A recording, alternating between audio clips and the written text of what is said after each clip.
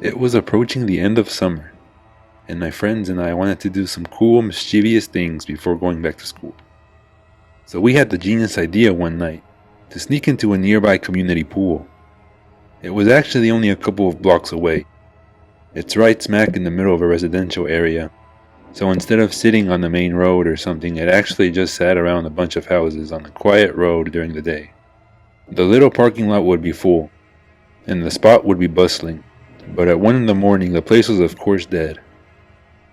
There's obviously a big fence surrounding the whole front entrance, as well as a cage that gets closed up when the place closes.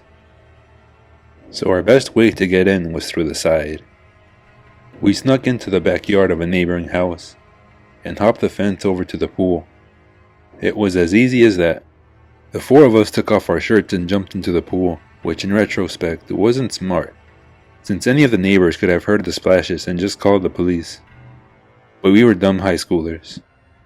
It was very dark within that whole enclosing. It had no lights, which is why it closed at sunset. James, Courtney, and Alyssa were on the other side of the pool, as I was just kind of doing my own thing at first, swimming around and getting my face wet. I saw Alyssa get out of the pool shortly after and run away. I swam to see what was going on.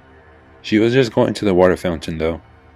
The three of us just popped around in the water for a bit, and eventually we heard Alyssa jump back into the pool from the other side.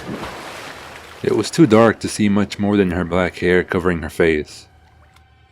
But just then, we heard Alyssa playfully call something to us as she was walking back to the pool. The three of us looked at each other. I know they were doing the same thing as me, counting heads. There were three of us on the side of the pool, and there came Alyssa walking over to our side. So who was that on the other side? Alyssa got in, but the three of us were distracted, looking at the head bopping around the water across the pool. James said across the pool, "Who is that?" Not even 2 seconds later, the head went underwater and disappeared from view.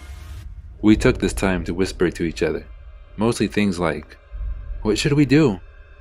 What if that's security? Should we run?" Suddenly I felt something grab my leg with force and tried to pull me down into the water. I kicked, I splashed, and I yelled for help.